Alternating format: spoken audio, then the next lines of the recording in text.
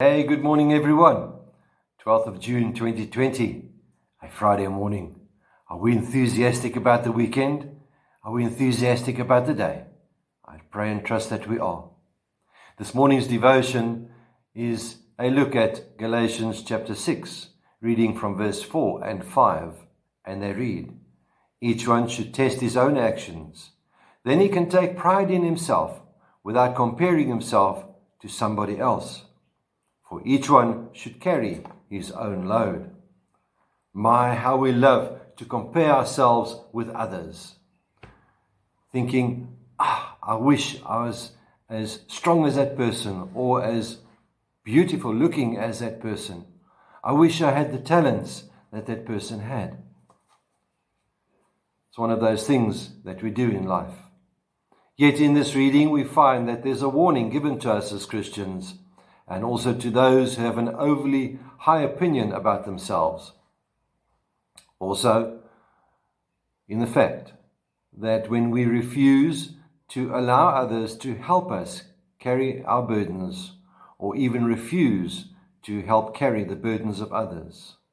Paul writes in the previous verse, in verse 3, he says, "If you think you are something when you are nothing, you are only lying to yourself." Instead, we are instructed to rather test ourselves against ourselves, accept the limitations that we have been given. I wish I was a stronger mountain bike rider. It's a common known fact that I enjoy mountain biking. I wish I could pedal up to the top of the mountain and set a new record, but I know that's not going to happen. I wish that I could jump over ramps and all those wacky things that mountain bikers do. But I know I can't, because I did that and I nearly broke my hand a couple of weeks ago. So instead of rather testing myself against others, we need to start comparing ourselves to ourselves. We should have a habit of looking at the work that we do in the power of the Holy Spirit and ask ourselves these questions. Was this effective? Was this meaningful? Was this truly helpful? And did I reflect Christ in all this? We should take the time to make that honest analysis instead of comparing ourselves to the people around us. When we do that honest analysis, then we can start to enjoy what God is accomplishing by His power through us. So when you're tempted to compare yourself with others, have a look at Jesus, learn from Him. Become like Mary, who sat at His feet, learning from Him, and not Martha, who was busy around the house.